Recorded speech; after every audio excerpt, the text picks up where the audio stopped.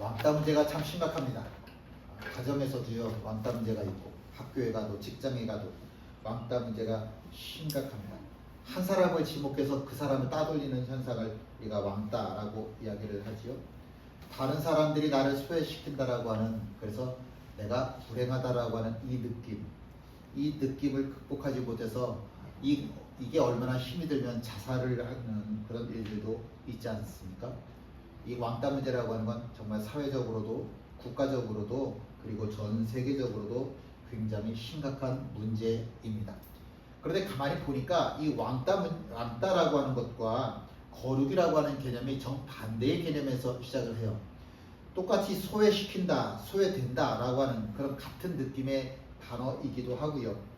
보면 정반대의 느낌이 되어지는 겁니다. 그러니까 저 사람이 나를 소외시킨다, 내가 불행하다 느껴지는 건 그건 왕따라고 하는 거고, 내가 선을 그어서 내가 오히려 저 사람들로부터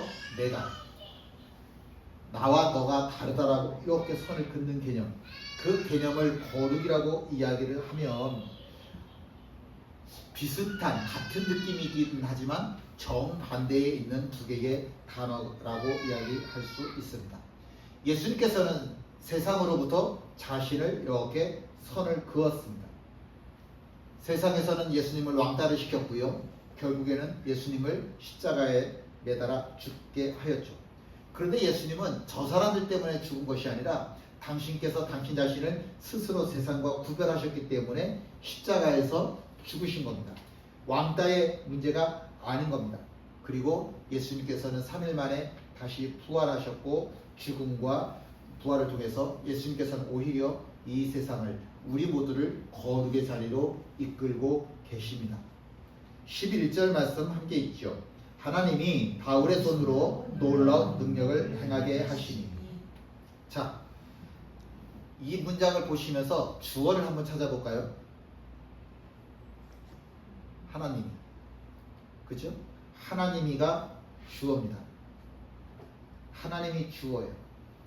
하나님이 무엇을 하셨냐면 놀라운 능력을 행하셨다. 주어는 하나님이고 동사는 행하다라고 하는 거예요.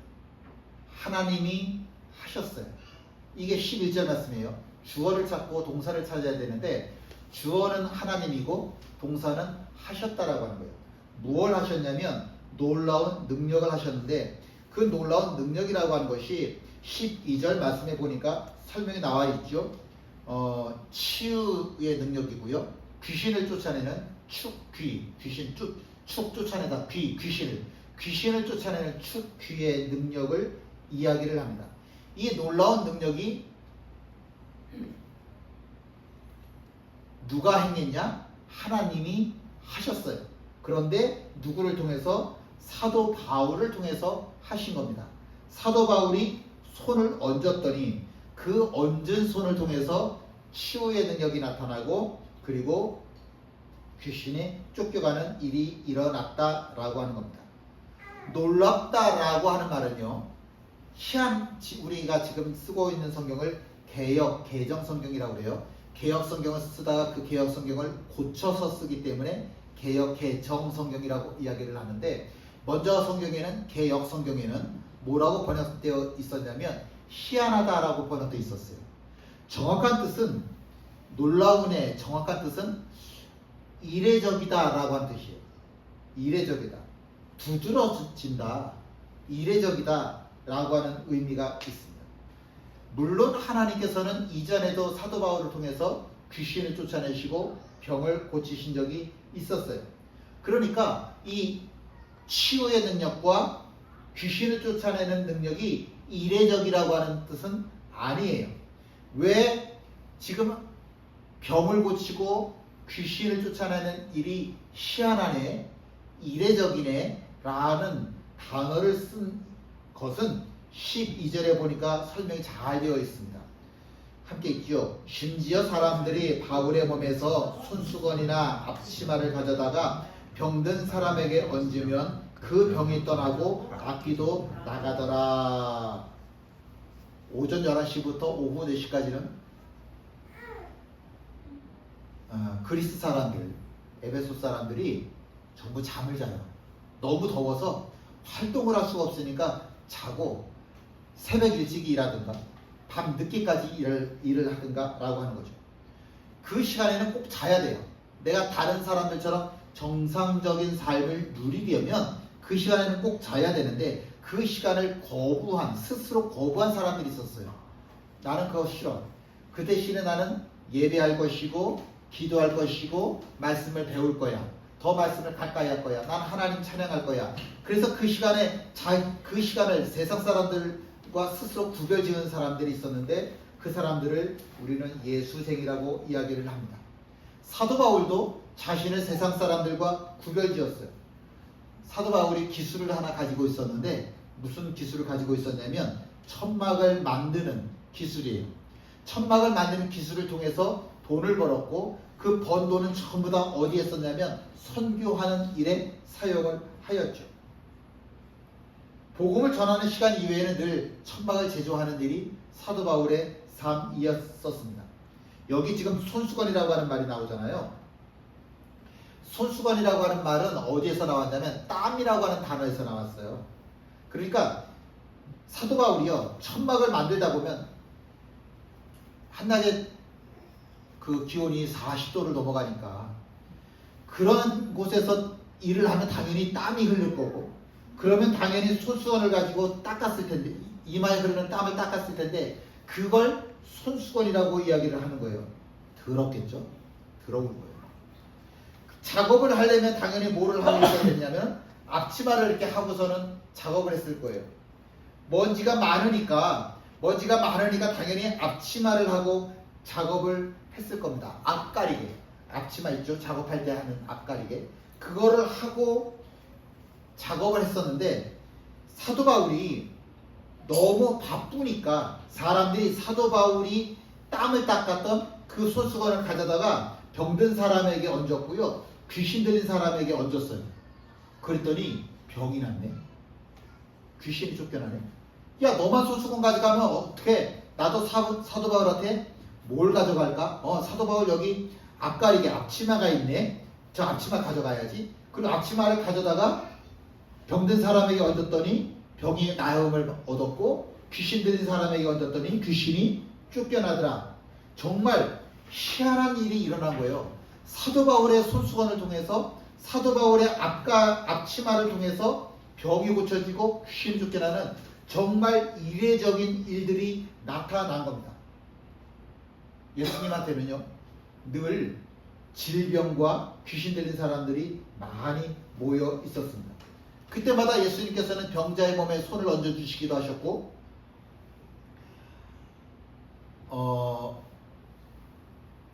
말씀으로 명령을 하셔서 병자를 똑바로 마주보고 명령을 하셔서 그 사람의 병을 고쳐주시고 귀신을 쫓아내시고 하셨었죠.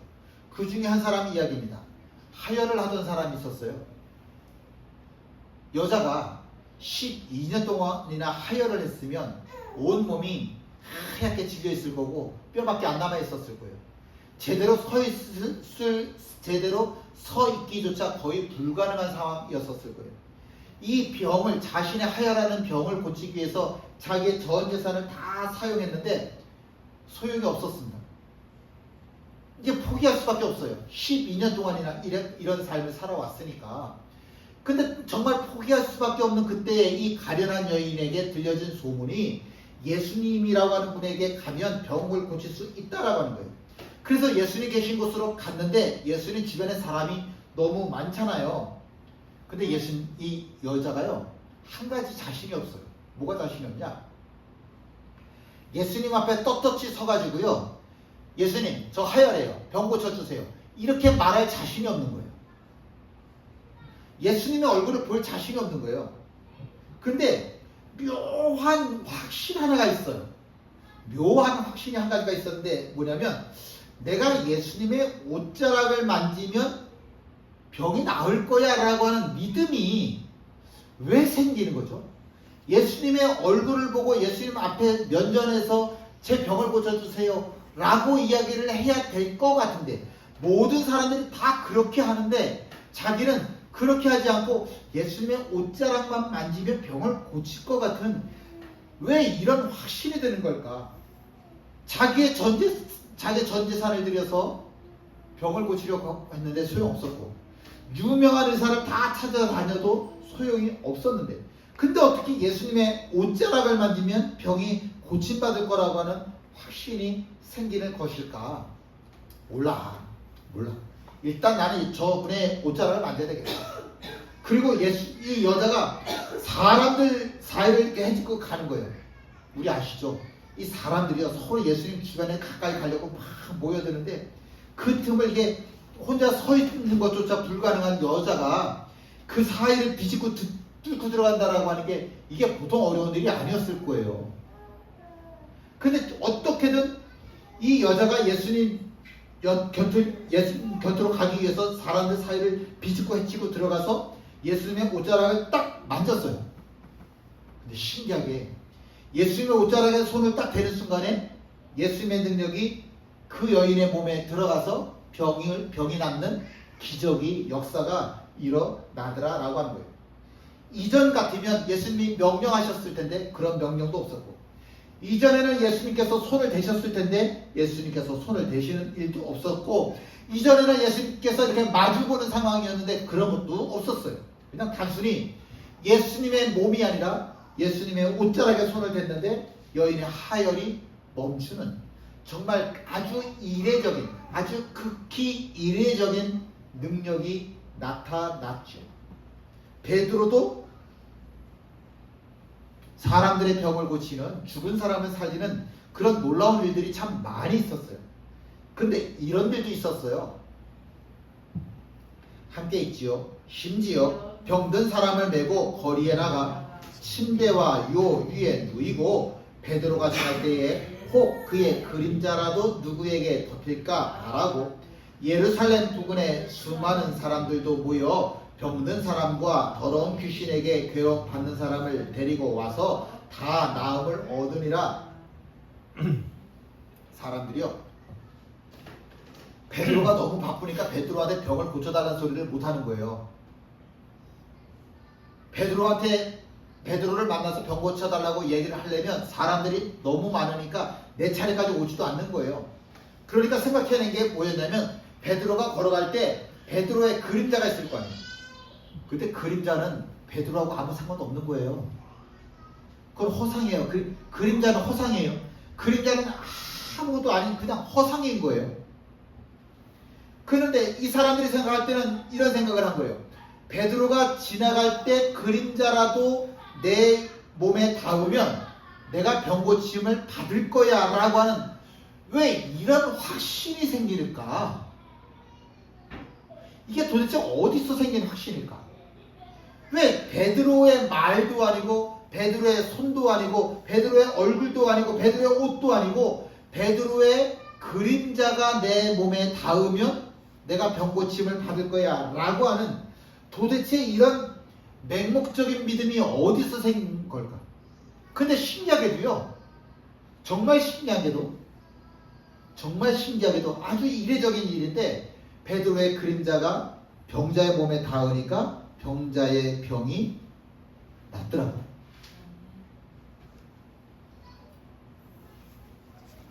가끔 요새도요, 이런 목사님들이 있어요. 내가 몸이 너무 바쁘니까 자기 교인이 이제 병원에 있는데, 내가 너무 바쁘니까 내 손수건 갖다 줄 테니까 가서 기도하세요. 그 사람 아픈 데 올려놓고 기도하세요. 그래서 자기 손수건을 아픈 사람에게 보내는 그런 목사님이 있어요. 심지어 우리 집에 행주를 가져다가 그 사람 몸에 얹으면 그 사람 병 날 테니까 우리 행주 가져가세요. 뭐 이런 목사님도 있고요.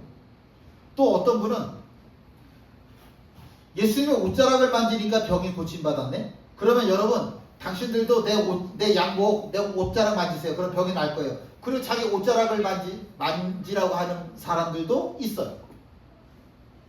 신기하죠? 요새도 그런 사람들이 있다라고 하는 겁니다. 그런데 생각을 해보면 바울의 손수건이라고 하는 건 땀에 찌들었어요. 바울의 앞가리개라고 하는 거는 먼지와 투성이에요. 요새같이 청결을 중요시하는 세상에서 바울의 손수건, 바울의 앞가리개, 이런 거 갖다 주면 사람들이 뭐라고 그러겠어요? 아이 더러워. 그러지 않겠어요? 아이 더러워. 중요한 거는 이건 바울이 한 게 아니에요. 주어가 뭐다? 하나님. 동사는 뭐다? 하셨다. 하나님이 하신 거지. 바울의 손수건 그리고 바울의 앞가리개가 아니다라고 하는 겁니다. 정말 성경에는 그래서 뭐라고 써있냐면 이례적이라고 하는 단어를 쓴 거예요. 놀랍다. 이례적이다.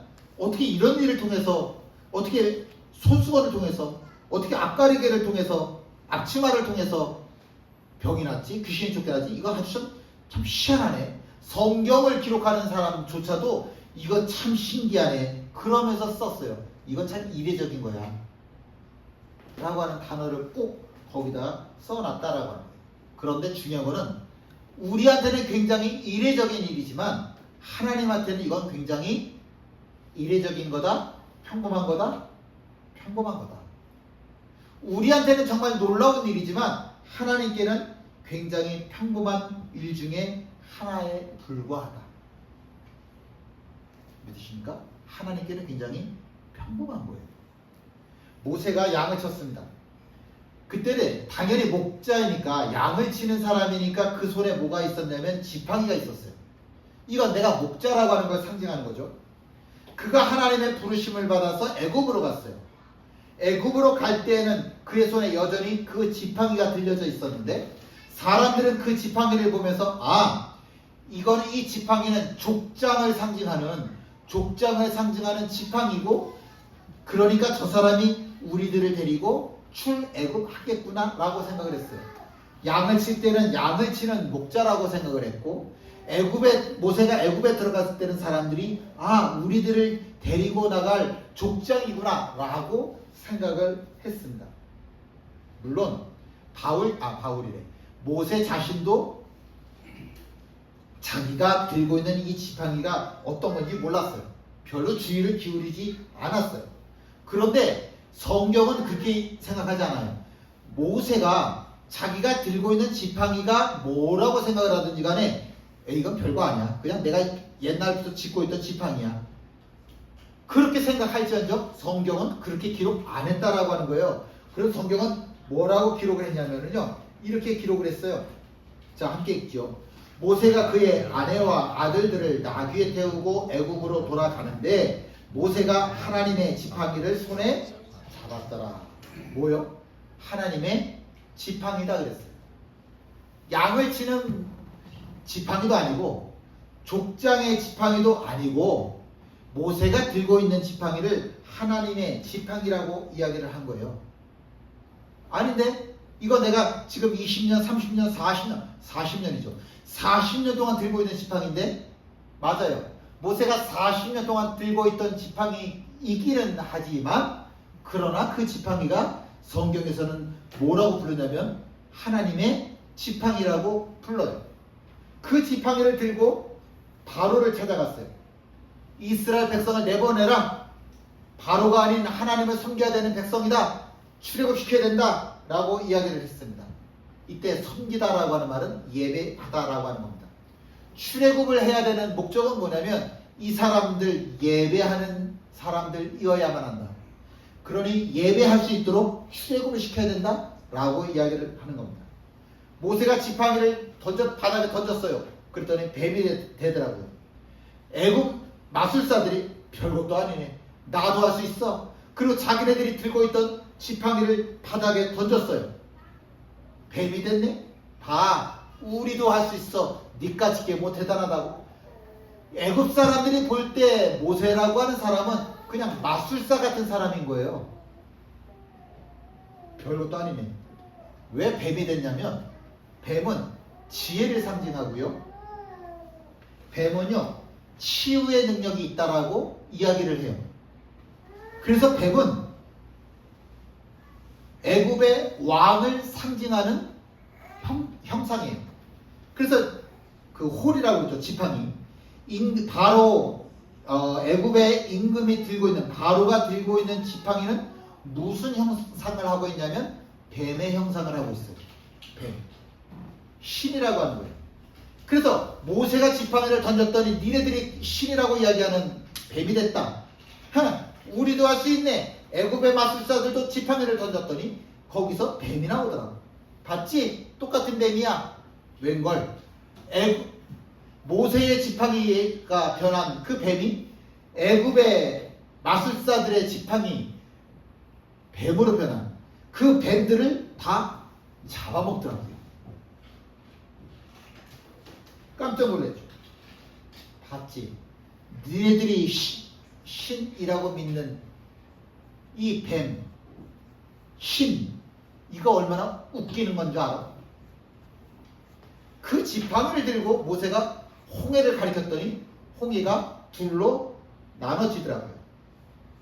모세가 나일강을 홍해로 내리쳤더니 그 나일강이 피로 변하더라고요. 모세가 지팡이를 가지고 땅을 쳤더니 그 땅에 애굽 전역에 이가 가득하더라고요.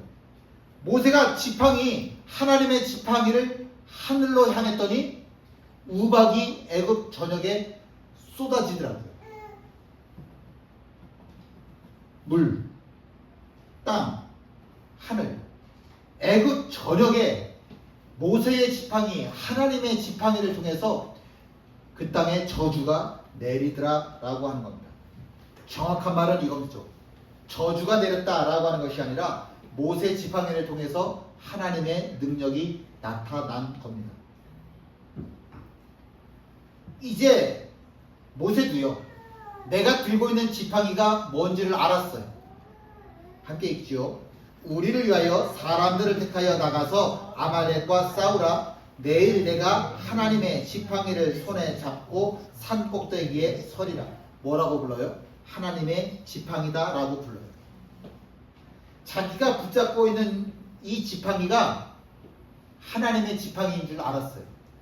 여러분, 노인들에게, 어르신들에게 지팡이는 뭐의 상징이에요?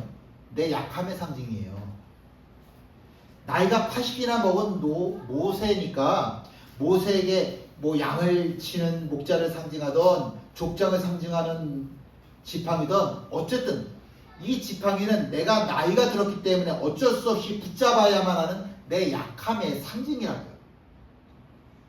근데 내가 정말 내 약함을 상징하는 그 지팡이가 하나님의 지팡이가 될 줄을 누가 알았겠어요? 보세요. 어쩌면 제일 힘든 게 우리 이준희 사님한테 최하일 수 있을 거예요. 인생 속에서. 근데 제일 약한 그것이 하나님의 능력이 된다니까. 두고 보라니까. 내가 가장 약하게 생각하는 나의 건강이든 내 직장이든 내 학력이든 그 모든 것들이, 내 우둔함이라든지 그 모든 것들이 하나님의 손에 붙잡혀져서 하나님의 능력이 되어지면 하나님의 기적이, 하나님의 축복이 분명히 나타납니다. 더 이상 내 약함을 상징하는 지팡이가 아닌 거예요. 하나님의 능력을 상징하는 지팡이가 되어진 거예요. 아말렉과 전쟁하기 위해 나서는 이 모세가 사람들한테 이야기하는 거예요. 내가 하나님의 지팡이를 들고 있겠다. 너네들 나가서 싸우기만 해. 와, 진짜 이스라엘이 아말렉과 싸우는데 이기더라고. 근데 묘하네. 이 팔이 계속 팔을 들고 있으려니까 힘이 들어서 이 지팡이를, 팔을 내렸더니 이스라엘이 전쟁에서 지더라고요. 뭐지? 그래서 다시 이 팔을 들었더니 이스라엘이 전쟁에서 또 이기더라고요. 전쟁은 하나님의 능력으로 하는 거지 내 능력으로, 내 지혜로 하는 게 아니란 말이에요. 아니라. 하나님의 능력이 계속 나타나려면 어떻게 해야 돼요? 하나님의 지팡이 계속해서 들고 있어야지. 하나님의 능력이 나타나기를 원하는 동안에는 하나님의 지팡이를 땅에다 내려놓으면 안 돼요.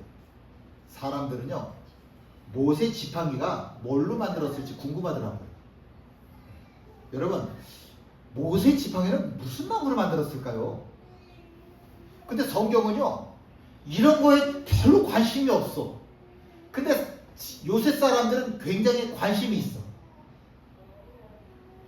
그래서 인터넷에 보니까 그런 네이버에다 그런 질문 많이 올렸더라고요. 모세의 지팡이는 뭘로 만들었을까? 뭐다 그렇게 막 이야기들 하더라고요. 하나도 안 중요한데 너무 궁금하게 여기니까 어느 분이 이제 설명을 달았더라고요. 모세 지팡이는 아마도 그 당시 사람들이 썼던 지팡이가 다 발견되는 나무들 보니까 아몬드 나무로 만들었더라. 그러니까 틀림없이 거의 99.9% 모세 지팡이도 아몬드 나무로 만든 지팡이였을 것이다 라고 이야기를 합니다. 과거에는요, 우리나라에 딸을 낳으면 무슨 나무를 심어요? 오동나무. 아들 낳으면 뭘 심어요? 소나무, 잣나무를 심어요. 오동나무가 커지면 언제 이 오동나무가 크냐? 딸이 시집갈 때쯤 되면 오동나무가 다 자라요.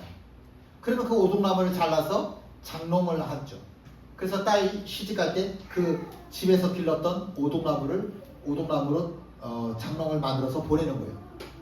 또 왜 아들을 낳으면 소나무나 잣나무를 심냐? 그 소나무, 잣나무를 가지고요 잘라서 집 지을 때 대들보로 삼으려고 해요. 자, 질문. 그러면 모세가 아몬드 나무가 아니라 오동나무, 소나무, 잣나무, 박달나무 또 어때요? 박달나무 이런 나무들로 지팡이를 했으면 하나님의 능력이 안 나타날까? 그래도 나타날까? 그 나무에, 그 지팡이의 재료는 중요한 게 아니에요. 그게 뭘 중요하겠어요? 하나님은 훌륭한 토기장이에요. 하나님은 훌륭한 장인이세요. 하찮은 재료를 가지고서도 얼마든지 명품을 만들어낼 수 있는 장인, 그분이 바로 하나님이시여. 80 먹은 노인네가 믿음의 조상이 되게 할 수도 있고요, 목동이 양이 될 수도 있고요, 살인자가 구원자가 될 수도 있고요, 박해하던 자가 복음을 전하는 최천병의 역할을 맡게 되기도 하는 거예요. 누가 만지시면 하나님이 만지십니다. 모세는 내가 붙잡고 있는 이 약점이 내 평생에 끝까지 약점이 되어질 줄 알았어요. 아니에요. 어느 순간 깨달았어요. 아, 이건 내 약점이지만 이 약점을 통해서 하나님께서 당신의 능력을 나에게 쏟아부어 주시는 통로가 되어지는 거구나. 내가 하나님의 통로가 되어졌다라고 하는 사실 아십니까? 내가 하나님의 축복의 통로가 되어졌어요. 이미 내가 예수 믿는 순간 내가 축복의 통로가 되어졌고, 내가 하나님의 능력이 나타나는 통로가 되어졌기 때문에 내가 있는 곳에는 당연히 이례적인 게 아니에요. 이례적인 게 아니고 당연하게 내가 서 있는 그 자리에는 하나님의 능력이 임하여집니다. 이게 당연한 거예요. 하나님의 능력이, 하나님의 은혜가 안 나타나는 게 정상이 아니라 나타나는 게 정상인 겁니다. 이 귀한 사실을 믿으십니까? 이상한 게 아니라, 이례적인 게 아니라 너무나 평범하게 하나님의 능력이, 하나님의 은혜가 나를 통해 나타나는 것이 정상이라고 하는 사실. 내가 붙잡고 있는 모든 것들은 하나님의 지팡이예요. 내가 바로 하나님의 축복의 통로고, 내가 바로 하나님의 은혜의 통로입니다. 수도 꼭지를 돌려야 물이 나가요. 은혜의 꼭지를 돌리자고요. 능력의 꼭지를 돌리자고요. 축복의 꼭지를 돌리자고요. 나를 통해 하나님의 능력이 나타나는 건 이상한 게 아니라 너무나도 당연하다라고 하는 이 사실을 우리가 만방에 하나님의 살아계신 증거로 나타내는 복된 자의 삶이 되어지길 주님의 이름으로 축원드립니다. 함께 나셔서 찬양하십니다.